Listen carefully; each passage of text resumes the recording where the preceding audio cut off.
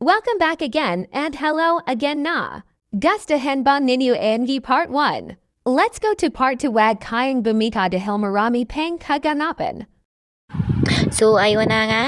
Tapos na kaming kumain sa KFC. So, palabas na kami dyan sa KFC. Ayan. Kasama nasa unahan sa akin si Matthew and si Coach Isha. So, palabas na kami ng KFC. Yan yung loob ng Santa Lu. So, bababa na kami kasi pauwi na kami. Si Busogers na kami, guys. So, ayun na nga, nakisi Liam, oh. Hello, Liam. And then, so, pababa na nga. Char. Dami kong alam. So, ayun yung palabas. So, binivideohan ko muna yung, loob ng Santa Lu. Yan. Ganda ng nila, yung design pa, yung nakasabit. Tapos, tatawagin ko ulit si Liam. Ayan. Tapos si Coach Isha din, syempre. And dyan, may Pasko na. Happy New Year. Then, si Tita Van, si Tita Lazel. So, lalabas tayo. Ay, kala ko foreigner. Di pala siya foreigner. Cheers! Daming alams. So yun na nga, palabas na kami sa Santa Lu. Sakay na kami ng jeep.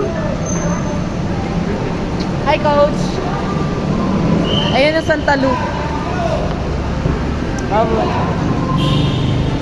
Hi, Kyle. Hawakan na mabuti yung cellphone. Wow.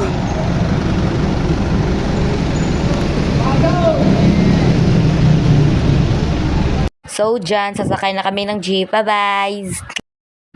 So, ayun na nga, nakasakay na kami ng jeep at paalis na kami ng Santa Lu at uwi na kami ng Cainta, Rizal sa may Parula. So, iba-iba kami. Iba-iba yung ruta namin. Iba-iba yung lugar, bahay. Maghiwalay rin kami. So, ayun na nga. Bye-bye, guys. Goodbye again.